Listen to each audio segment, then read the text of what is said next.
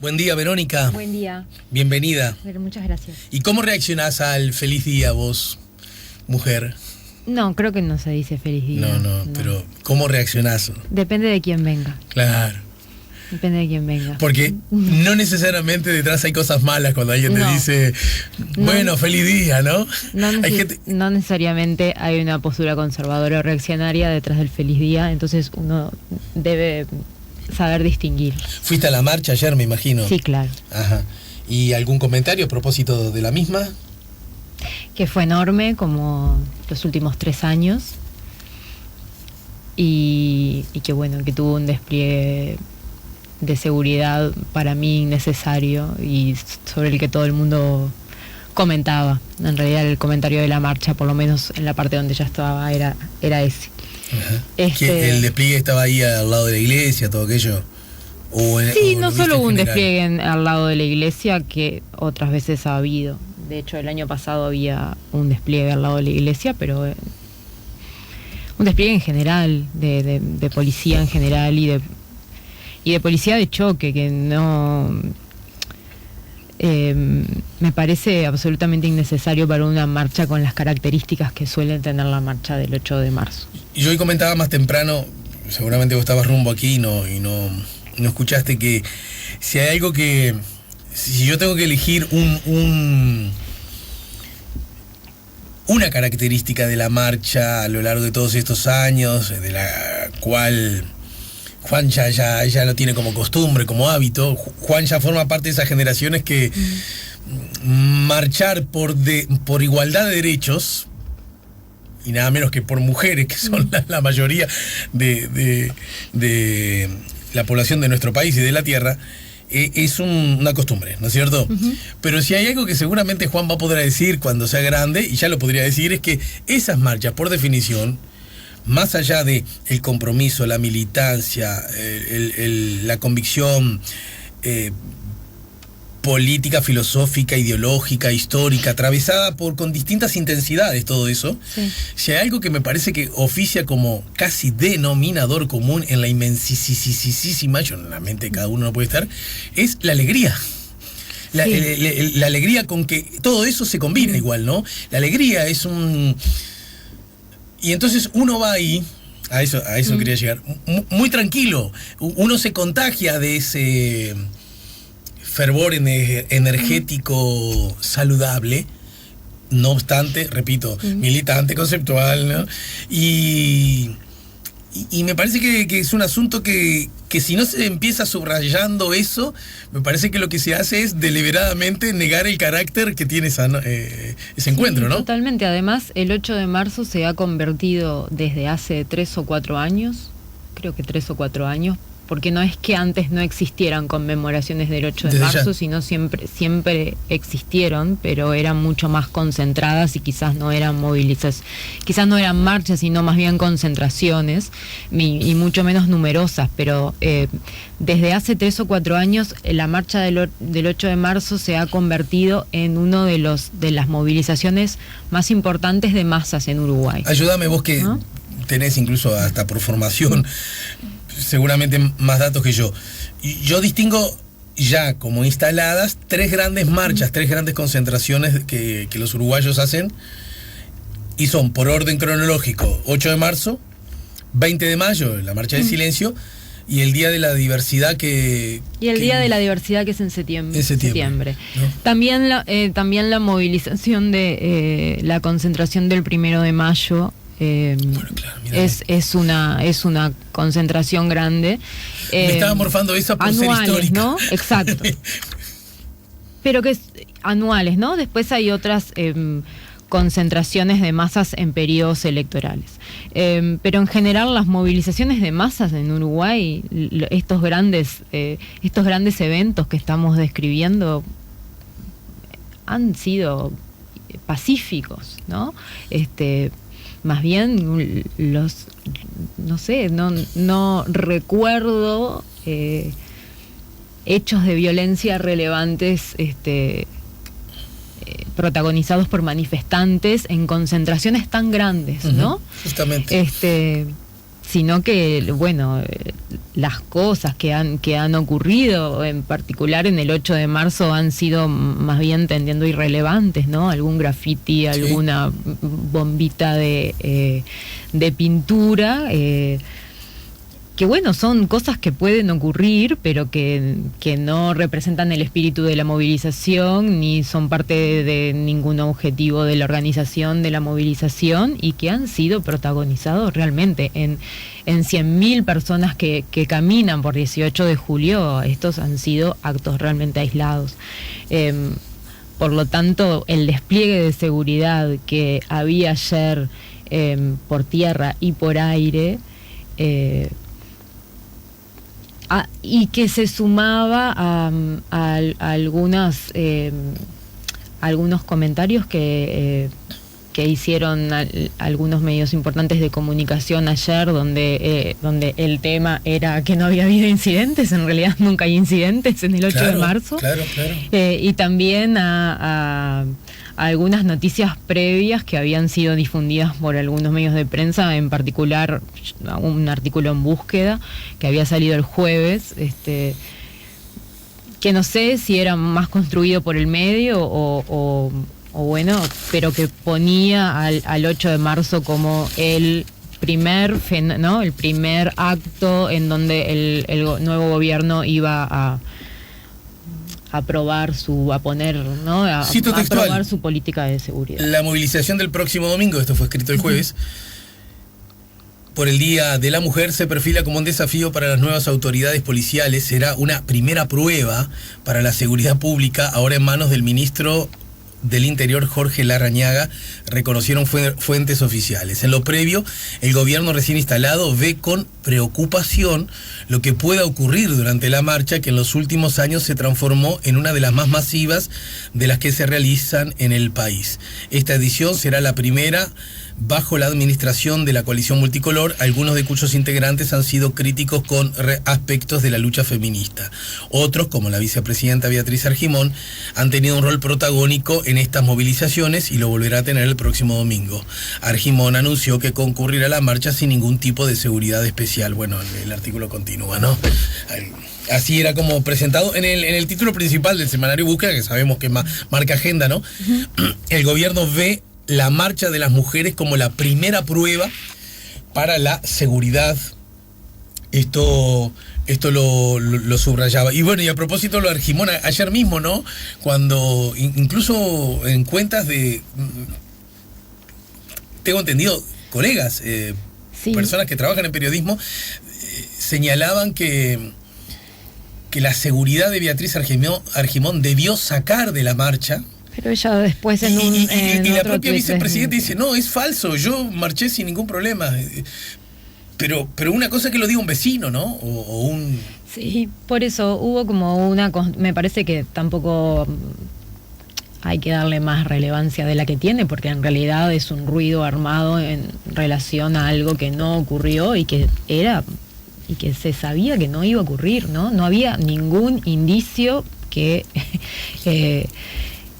pudiese, con lo que uno pudiese con certeza decir que la marcha del 8 de marzo era una marcha donde iban a ocurrir cosas. Y que por lo tanto iba a exigir la aparición por primera vez de la plataforma, el desafío. Exacto.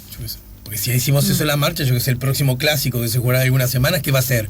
Bueno, ¿no? Yo pensaba exactamente en lo mismo. O sea, en algunas esquinas parecía que era en algunas esquinas, no en todas, ¿no? Particular concentración de policías y de Guardia Republicana, y parecía que se parecía más a un partido de fútbol de estos de alto riesgo que a una marcha del 8 de marzo, que son marchas muy pacíficas, con objetivos muy loables y mensajes muy loables por detrás. Bien, ya es hora de la pausa. Te propongo ir a la pausa y después hablamos de Argentina y los 3 meses de Alberto Fernández al frente de la Casa Rosada, ¿sí? Estamos poniendo la mañana en camino. Estamos con Verónica Pérez, la doctora en Ciencia Política. ¿Usted tiene algún comentario, alguna pregunta? Bueno, ya lo sabés. Podés Empecé tratando de usted y terminó tuteando. Te podés comunicar a través del 099 WhatsApp o SMS 099-894-987. También puedes usar nuestro correo encamino98.7 @gmail.com o nuestra página Facebook, La Mañana en Camino. Estamos escuchando a Malena, que interpreta Cita Rosa. Mañana la Cita Rosa, justamente a las 20:30 horas. Estamos conversando con Verónica Pérez, la doctora en Ciencia Política, investigadora y docente. Bueno, mañana se cumplen los 3 primeros meses del gobierno de Alberto Fernández. Y en ese sentido, ¿qué cosas están claramente en el debe? Es demasiado poco tiempo, pero aún así, ¿qué cosas podríamos decir que claramente están en el haber y cuáles seguramente todavía están en procesos de rediscusión, discusión, armado, contraarmado, etcétera?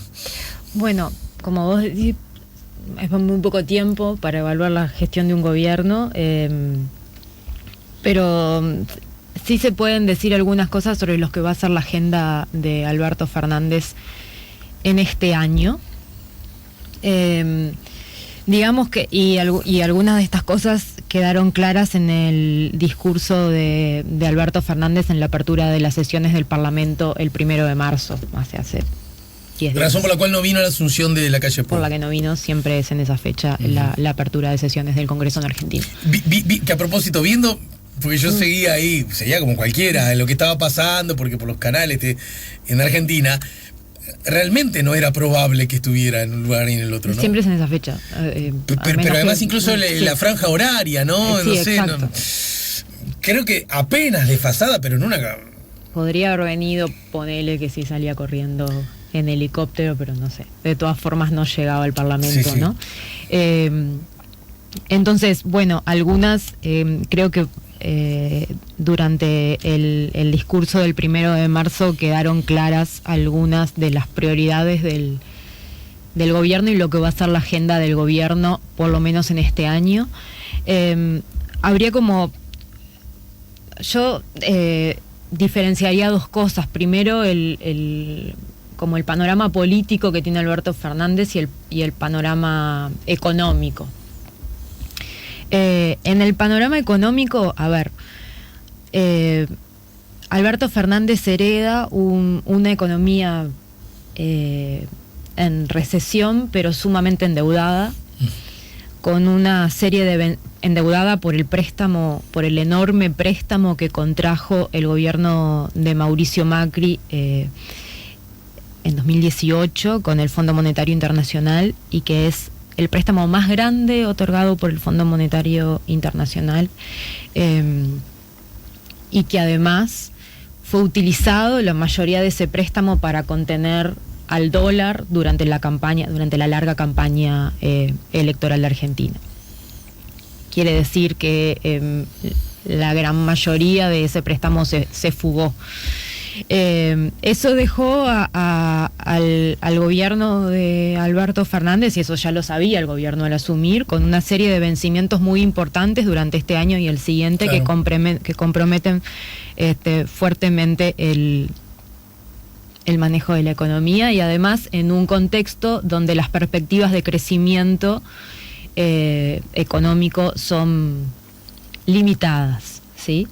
Entonces, en el frente económico, digamos que el gobierno de Alberto Fernández tiene problemas serios que hereda, muchos que hereda, aunque en realidad no se refirió demasiado a la herencia, le dedicó pocos minutos, digamos, comparativamente, pensando en lo que uno podría pensar que podría decir, ¿no? Le dedicó pocos minutos a esa herencia, y más bien le dedicó muchos más minutos a decir cuáles iban a ser las prioridades de su gestión. Entonces, en términos económicos, digamos que como que las perspectivas del gobierno de que la economía mejore, de que haya crecimiento de la economía, y de que el crecimiento pueda derramar a los sectores medios y a los sectores que están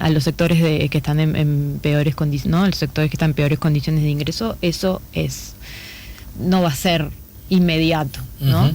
En ese sentido, parece que las bases las bases sociales con las que el presidente Alberto Fernández gana tendrán que tener paciencia y no el crecimiento no será inmediato. Entonces eso por un lado. Por otro lado, a mí me parece inteligente lo que hizo, y no quiero decir que esto no esté vinculado a sus preferencias programáticas, pero al no poder, probablemente al no poder tener resultados económicos positivos en los primeros meses de su gestión, el primer año o años de su gestión, la agenda de Alberto Fernández durante este año parece que estará concentrada en los derechos civiles. Uh-huh. ¿Sí? Y esa puede ser una impronta de su gobierno, y también es un guiño a sus bases, ¿no? Porque, a ver, y cuando digo derechos civiles me refiero a dos grandes cosas: a la reforma a una reforma democratizadora de la justicia que de la que el otro día algo comentó, y también una reforma de los servicios de inteligencia, de los oscuros servicios de inteligencia argentinos durante los gobiernos democráticos, que han sido muy criticados por organizaciones de derechos humanos, y también a una reforma muy demandada por las bases, en particular las bases kirchneristas, que es la ley del aborto legal. Uh-huh. ¿Sí?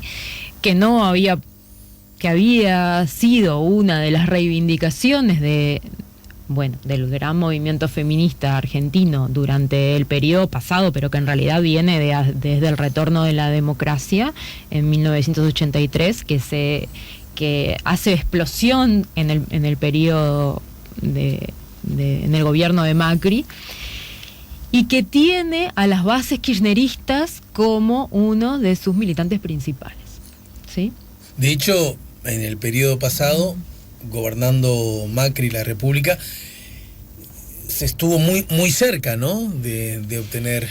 Muy, claro, en realidad el proyecto del aborto legal... Quizás no se estuvo muy cerca, nunca antes había estado tan cerca. Nunca antes había estado tan cerca, exactamente, aunque en realidad el proyecto de interrupción voluntaria del embarazo se presentaba sistemáticamente cada 2 años desde 2007 y siempre perdía estado parlamentario porque nunca se trataba.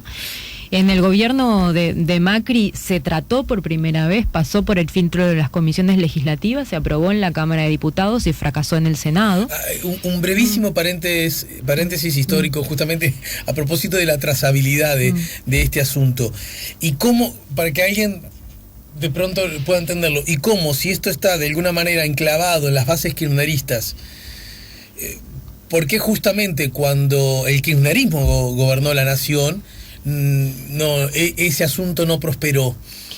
Bueno, porque el kirchnerismo, como toda expresión del peronismo, que lo es, ¿no? El kirchnerismo sí. Es una expresión del peronismo, el albertismo también, son movimientos políticos, estructuras extremadamente verticales.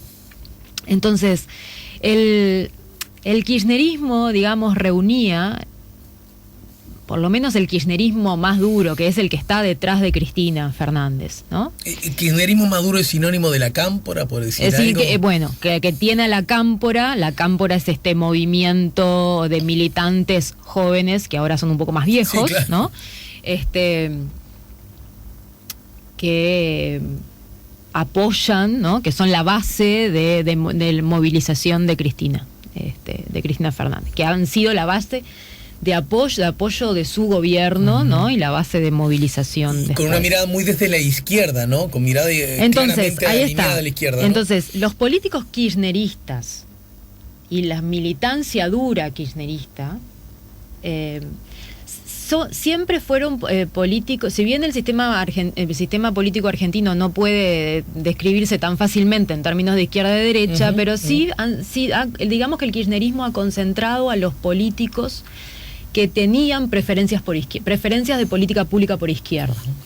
Entonces, en la década, los años kirchneristas, ¿no?, el tema del aborto legal era un tema que sobrevolaba los gobiernos en particular, los dos gobiernos de Cristina Fernández, en particular el segundo, y la mayoría de su bancada legislativa tenía políticos que eran pro despenalización del aborto.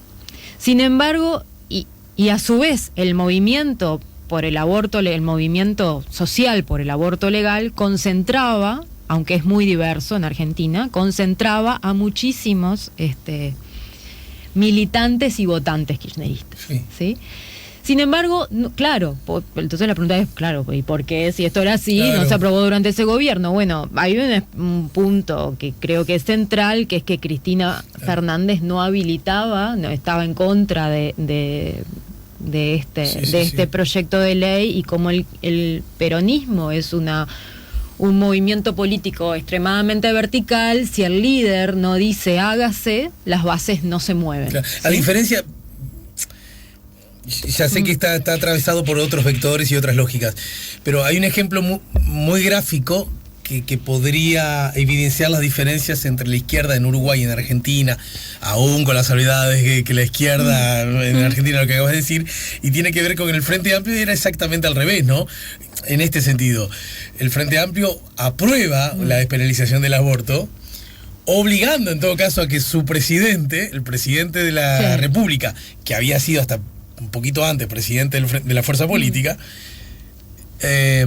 vetara la ley. Pero eso es porque las estructuras partidarias son extremadamente diferentes, ¿no? El Frente Amplio es al revés, se construye de abajo hacia arriba. A eso voy. Y el peronismo se construye de arriba hacia abajo, ¿no? Porque, digamos, con un Vázquez que estaba contrario, uno podría decir, jamás nunca se hubiera procesado esa discusión, y no solo se procesó la discusión, se dio la discusión, y además que se llevó un proyecto de ley que fue aprobado. Eso es absolutamente inusual, y eso nunca hubiese pasado durante el gobierno de Cristina Fernández. Pero lo que pasa es que Cristina Fernández, como cualquier otro individuo de la tierra, cambió de opinión. Cambió de opinión en el periodo pasado, cuando era senadora.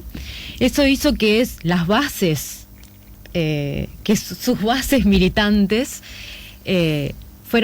hicieran de este tema un tema mucho más visible, ¿sí? Porque ya dejaron de estar encorsetadas por la posición de su líder. Entonces, el aborto legal realmente es una demanda de la coalición que sustenta a Alberto Fernández en el gobierno, ¿sí? Entonces, creo que Alberto Fernández anunció que iba a enviar un proyecto de ley sobre interrupción voluntaria del embarazo en las próximas semanas, y eso también es como bastante como un gesto, ¿no? Porque hasta el momento los proyectos que se habían presentado y el que se discutió habían sido elaborados por las organizaciones de mujeres, ¿no? Por la campaña por el aborto legal.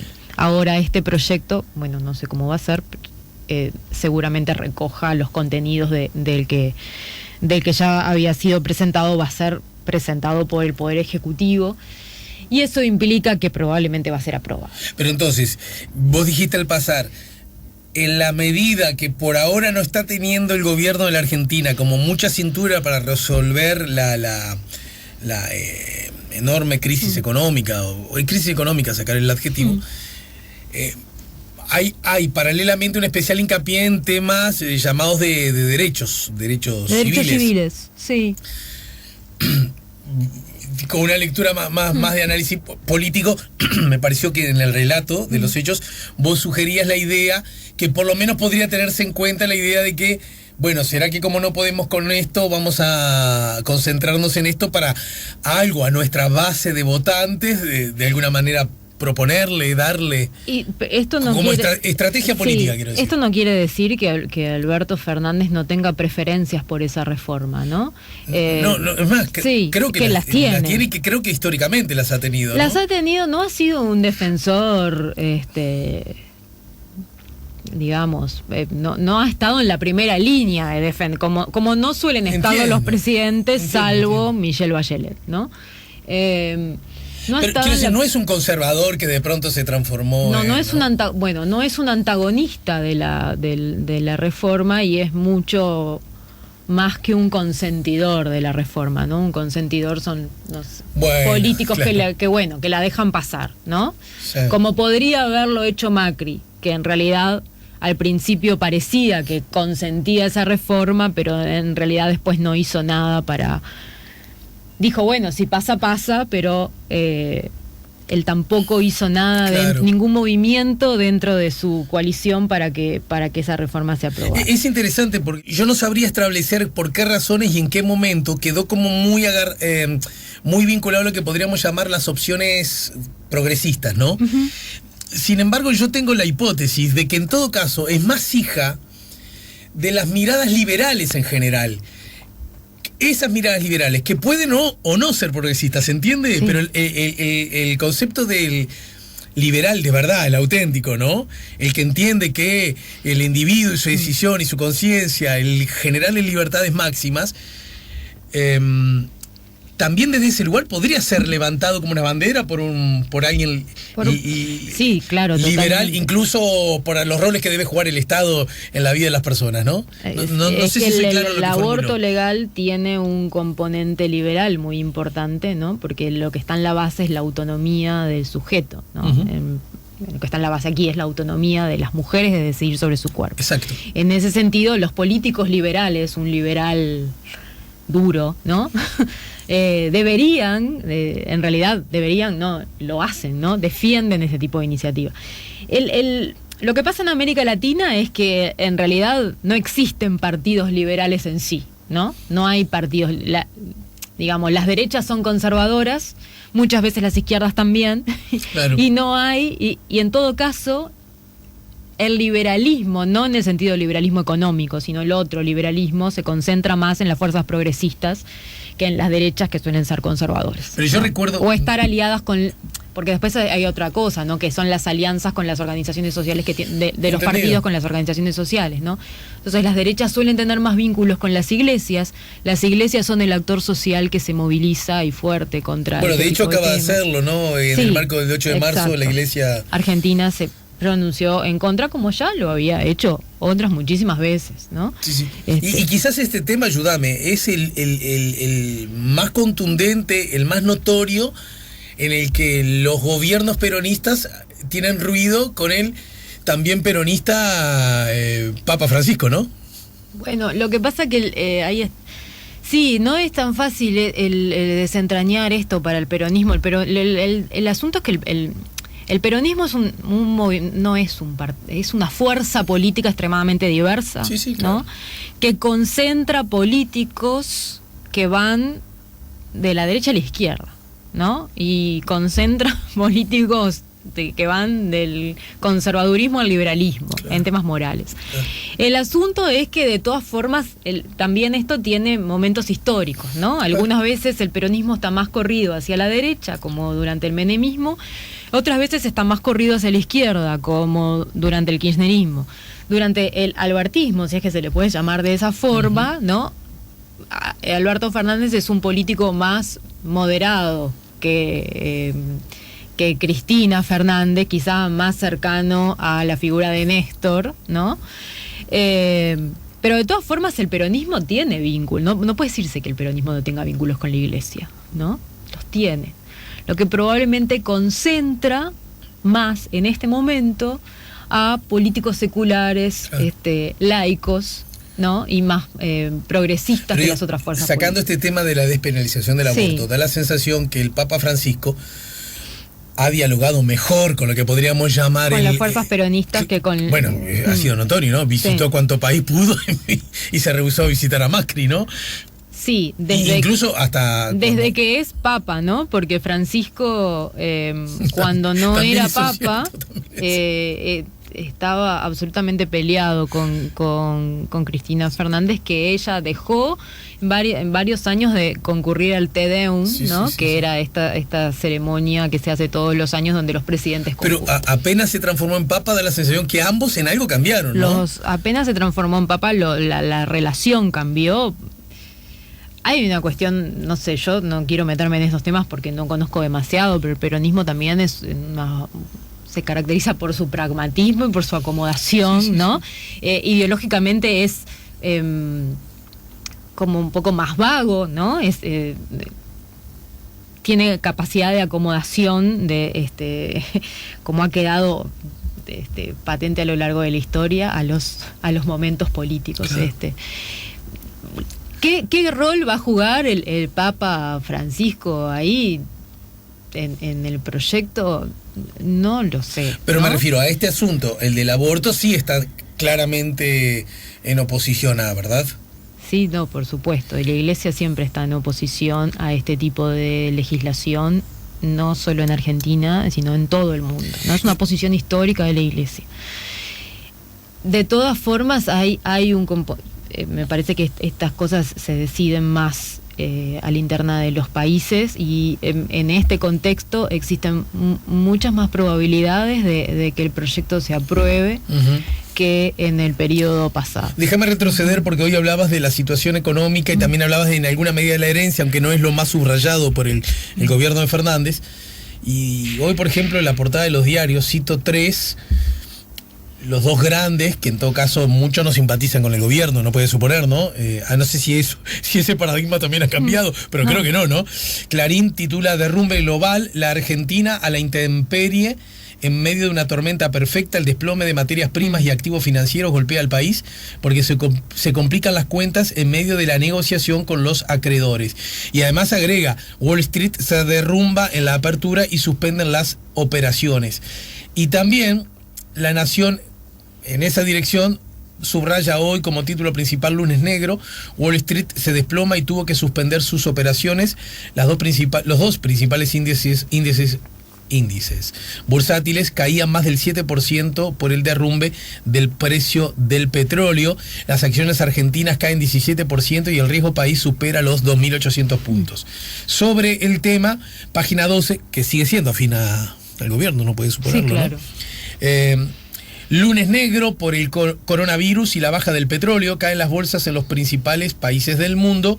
Wall Street suspendió las operaciones por la fuerte baja de las cotizaciones en la apertura de la sesión. Con esto, más allá de por cercanía o por distancia con el gobierno, lo cierto es que el contexto internacional no solo no ayuda, sino que entorpece la situación argentina, ¿no? Sí, digamos, Argentina tiene una situación económica complicada al punto de que hace una semana se hablaba un posible default, ¿no? Hasta que el fondo dijo, porque esto también creo que es elocuente, el Fondo Monetario Internacional dijo que la deuda argentina es insostenible. Eso abrió una ventana para negociar con los acreedores. Pero bueno, la situación de Argentina es complicada por la herencia, pero también por la posición en el mercado internacional que tienen los países dependientes ante ¿no? Que venden materia prima, y bueno, si el precio de las materias primas baja, como está ocurriendo ahora, las economías de los países dependientes sufren. Pero otro aspecto que creo que es relevante de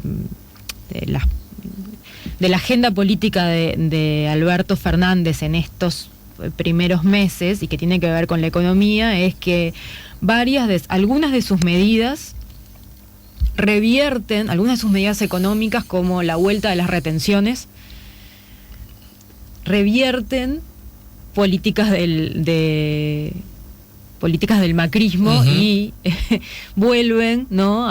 Es un poco diferente igual, porque las retenciones de Alberto Fernández son diferentes a las retenciones de 2008 que impuso el gobierno de Cristina Fernández, pero como que vuelven a cuando este muchacho era el ministro de Economía, como ese que se transformó. Lustó. Sí, cuando Lustó era el ministro de Economía, que Lustó después pasó a ser parte de la coalición que apoyó el gobierno de Macri, primero de Cambiemos y después de Juntos por el Cambio. Entonces, esto es un hecho importante también, ¿no? Una de las primeras medidas del gobierno de Alberto Fernández es la vuelta a las retenciones, con la idea de, y no es sorprendente, ¿no? Con la idea de intentar otro tipo de distribución del ingreso, ¿no? ¿Y ahí qué necesita el gobierno? Supongo que dinero para llevar adelante. Lo que pasa que lo que había hecho Mauricio Macri era había cambiado la coalición, ¿no? A ver, ¿cuál era la coalición de apoyo del kirchnerismo? Bueno, eran los sectores populares, los sindicatos, la clase trabajadora y los empresarios que producen para el mercado interno, que en Argentina es un sector relevante, ¿no? Las pymes, digamos. Las pymes, ¿sí? ¿Cuál era por eso las políticas proteccionistas de alguna manera iban en esa dirección, ¿sí? ¿no? Exacto. Entonces, con la retención, con el impuesto a al agro, ¿no? Que eran estas famosas retenciones, lo que el gobierno de Cristina Fernández hacía era quitarle recursos al sector que produce para el mercado externo, ¿no? En particular la soja, que es el principal producto de exportación de la economía argentina, y con eso y ese dinero usarlo para distribución para hacer política hacia otros sectores, ¿no? En particular para los sectores, para hacer política social y para los sectores que viven del mercado interno. Durante el gobierno de Mauricio Macri esa política cambió de una forma bastante significativa respecto al periodo anterior, que es que la coalición de Macri en realidad era otra, ¿no? La coalición de Macri estaba sustentada en los grupos, la coalición social me refiero, estaba sustentada en los grupos que viven del mercado externo, ¿no? Por eso la devaluación de la moneda, por eso la quita de las retenciones, aunque no se quitaron todas, ¿no? Pero por eso la rebaja en las retenciones. Entonces el sector de apoyo de Macri era el sector financiero y el sector agropecuario, ¿no? La coalición que sustenta a Alberto Fernández vuelve a ser muy parecida a la coalición kirchnerista, ¿no? Eso sumado a... Entonces hay una cuestión programática acá detrás, ¿no? Las políticas que está llevando a cabo tienen una cuestión programática detrás, no es solo acomodación. Entonces esto sumado a el problema financiero que con lo que tiene el gobierno de Macri lleva a una vuelta a las retenciones. También hay una reforma jubilatoria que afecta a los jueces, ¿no? de mayores ingresos que tienen sueldos exorbitantes y que está en discusión. Entonces hay como una serie de medidas del gobierno para gravar a los sectores de mayores ingresos, a los sectores concentrados, digamos, que concentran los ingresos, que que creo que también es una característica de este gobierno y un cambio respecto a la política anterior. En todo caso, cuando asume el gobierno de Fernández, casi en el final, por hoy, asume con un saldo muy negativo a propósito de las circunstancias por las que viven millones de argentinos, ¿no? Ya sea o porque no tienen trabajo, o porque tienen salarios que se han visto muy menguados, porque además la inflación sigue siendo alta, y gente que incluso ha pasado ya a la indigencia, ¿no? En un número que, todos sabemos que la recuperación de esos sectores en general a los estados les cuesta mucho, pero la caída es casi inmediata, ¿no? Sí. Alcanza con que los índices económicos sean relativamente malos durante muy poco tiempo para que mucha gente vuelva a los bolsones de la indigencia con los grados de exclusión y muchas veces incluso de hambre que eso implica. En ese sentido, ese plano más urgente de la economía, pero más que nada de la sociedad argentina, ¿cómo? Bueno, eso estuvo muy presente por eso, creo que las que van a tener que esperar un poco más son las clases medias, claro, ¿no? Pero eso esto que estás diciendo, este punto estuvo muy presente en el discurso de Alberto Fernández el otro día en el Congreso, cuando dijo, tenemos que empezar por los de abajo, ¿no? Para atender a los de arriba o algo así, ¿no? Para después atender a los que están un poco más arriba. Y entonces creo que las improntas de su gobierno durante este año van a ser, estas reformas que tienen que ver con los derechos civiles y algunas políticas que atiendan a los sectores que están que cayeron en la indigencia durante los últimos. No, ya no los sectores que cayeron en la pobreza. Hay una importante cantidad de personas en Argentina que durante los últimos años cayeron en la indigencia, ¿no? más allá del arreglo de las cifras, ¿no? Porque eso en un momento en Argentina no se sabía en realidad cuáles eran exactamente las cifras de la pobreza y la indigencia, porque el Instituto de Estadística, que se llama INDEC, no funcionaba de la forma transparente como deben funcionar esos organismos en países democráticos, y que son los organismos encargados de procesar distintos tipos de indicadores. Eso sí fue un punto positivo del gobierno de Macri. El asunto es que cuando Macri transparenta la gestión del Instituto de Estadística, la pobreza y la indigencia empiezan a crecer, y importantes sectores pasan de pobres a indigentes. Entonces esta es también un punto que creo en el que se va a concentrar la tarea del gobierno de Alberto Fernández. Por eso decía que las capas medias posiblemente tengan que esperar un poco más. Tengo algunos mensajes y algunos que aluden a comentarios que hiciste a propósito de la marcha hoy en el arranque, que naturalmente te lleve para ese lado. Es mi costado tortuoso que tengo siempre con mis amigos columnistas. Está bien. Les digo que vamos a hablar de una cosa y les termino hablando de otra, pero juro que no soy yo el que lo resuelvo. Lo resuelve una parte oscura de mí, ¿sí? De la que no puedo hacerme cargo del todo. Pero para terminar, 10 segundos nada más. En Uruguay todavía se sigue escuchando mucho de gente que me parece que no lee mucho, pero se sigue escuchando. Lo escucho cada vez menos en Argentina, cuando uno sintoniza radios o canales argentinos. Pero el famoso tema, en realidad el presidente electo es Fernández, pero la que gobierna es la otra, ¿no? Esa cosa que se desarrolló tanto. En Uruguay todavía alguno que otro lo anda diciendo por ahí, pensando que es como una gracia decirlo, ¿no? Pero yo noto cuando veo los canales, y los canales que veo en general, como los que se ven en Uruguay en general, no son afines al gobierno. Los canales argentinos. Los canales argentinos sí. No son... sí, no.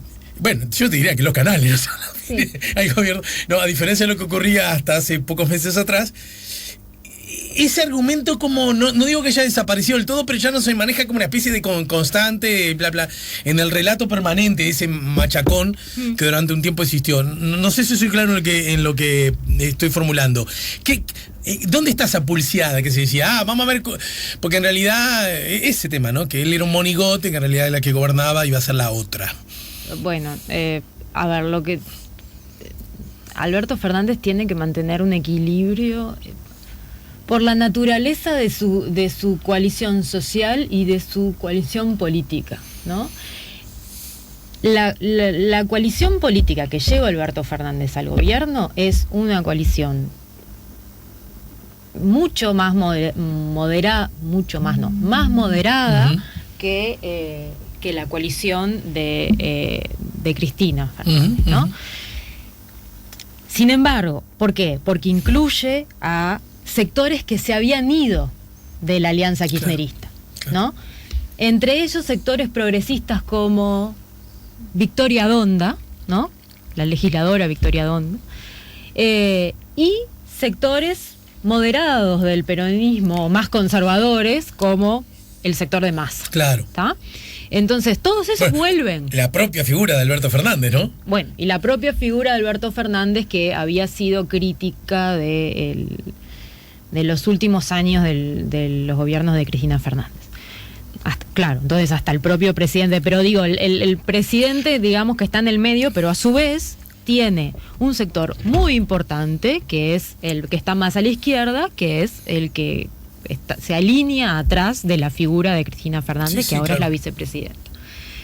Los vicepresidentes suelen tener un rol como en realidad formal muy poco relevante, ¿no? Pero uno en realidad lo que debería pensar aquí es que Alberto Fernández debe mantener como un equilibrio hacia los dos lados, por un lado, ¿no? Para que no se les descuelguen ni por derecha ni por izquierda. Y en realidad sus primeros meses de gobierno parecen estar mostrando que quien gobierna es Alberto Fernández, con gestos hacia los dos lados, y en realidad estos gestos se materializan en propuestas de política pública, ¿no? Hacia su base social y a su base política. Por lo tanto, no sé, no hay demasiada evidencia para decir que está gobernando Cristina, ¿no? Sino que Cristina es un socio relevante en una coalición política que es muy diversa. Buen día, Ale, gracias por las entradas. Gracias por las entradas que gané el viernes, hermoso espectáculo, nos vimos. Soy Nelly, la esposa danubiana de Barros Blancos. Buena jornada. Sí, me encontré con tu marido que tuvo siempre la gentileza de venir a saludarme, el danubiano de Barros Blancos, que siempre me saluda, además que va a ver toda obra de teatro en la que estoy, y bueno, además lo felicito por el empate en el campeón del siglo. 099-894-987, es una marcha, dice, como mujer te agradezco muchísimo esas hermosas palabras, me emocionaste, por lo que conté más temprano que fui con Juan, primero fuimos a ver a Liverpool, nuestro cuadro de fútbol, pero una vez que terminó esa ceremonia, fuimos a la otra, a la marcha, eran compatibles para nosotros, y allí nos encontramos con Lorena, la mamá de Juan, mi esposa, que estaba trabajando además. Es una marcha que busca paz y no violencia, siempre lo fue, saludos. Bueno, comenta algo parecido a lo que vos señalabas hoy más temprano. Buen día, hermoso programa, los felicito, emocionada con mi hija, con sus compañeras en la marcha, muy comprometidas, jóvenes todas, qué emoción, besos. Lo dice Feli. Buen día, esta es la impronta de este tipo de gobierno, conciben la convivencia de esta forma, siempre con medidas de seguridad, con el afán primero de resguardar antes que todo la propiedad privada. Es una concepción ideológica, al igual que este mensaje, lo dice Jorge de Goes, que agradece.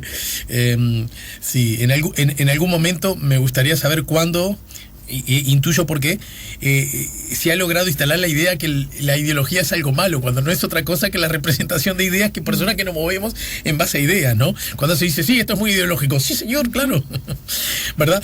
Buenos días, según la invitada fue exagerado el despliegue policial. Mi pregunta es, ¿este año ensuciaron la iglesia como lo venían haciendo año tras año sin ninguna necesidad, gracias al despliegue policial que hubo, de alguna manera reivindicando que ese despliegue evitó que se ensuciara o se dañara la fachada de la iglesia, ¿no? Entonces que no puedan ser adjetivado de exagerado, bueno, según la lógica. Déjame, ahí hay un problema de identificación causal, diríamos, sí, ¿no? En ciencia política. ¿Por qué? Porque en realidad es cierto que había un despliegue importante en la iglesia, como lo había habido en marchas anteriores, pero también en esta marcha había seguridad de la propia organización de la marcha alrededor de la iglesia. Entonces, no es posible decir ¿quién fue el causante de que no hubiese eso? Exacto. Dices. Sí. Bien, el mensaje lo envía alguien que no firma, pero bueno, espero que haya quedado conforme por lo menos con que fue respondido su mensaje. Hola, la verdad que sí, hay mediocres y en los medios muchos que hacen mandados, más aún sin importar el daño que hacen. Gracias por estar, Alejandro, que sos una voz que representa el pensamiento de muchos y que en estos tiempos parece que en los medios no se reflejan. Gracias, lo dice Fernando. 099-894-987, los mensajes sin excepción nos ayudan a poner la mañana en camino. Buenos días, estimado Alejandro, comparto contigo los dichos sobre el 8M. Los medios televisivos parecían que estaban desesperados porque algún desubicado cometa desmanes. Muy triste papel. El juez nos mató ayer. Porque lo firma Eddie el Escribano. Abrazo fraterno y liverpulense, hincha de Liverpool. Es verdad, el gol con que nos empata Progreso fue Orsay, señora, y vos deberías saberlo. No. Ustedes, los analistas políticos, a ver que se callan, ¿eh? ¿Por qué no lo dicen? No estaba mirando el partido. Gracias, Verónica, como siempre. Gracias, mi querida. A vos. Saludos a los tuyos, muchas que también gracias. En alguna medida son los nuestros. Verónica Pérez nos ayudó a poner la mañana en camino, es la doctora en ciencia política, investigadora y docente. Si buscas un portón automático para tu casa o para la oficina, asegúrate que sea fuerte, que sea seguro, que sea práctico, que sea un SEA, porque solo un portón SEA te asegura el mayor respaldo técnico, un service propio en todo el país y la garantía de todos sus productos. Ingresa en seaportones.uy o llama al 2601-2611. Si vas a elegir un portón, que sea un SEA.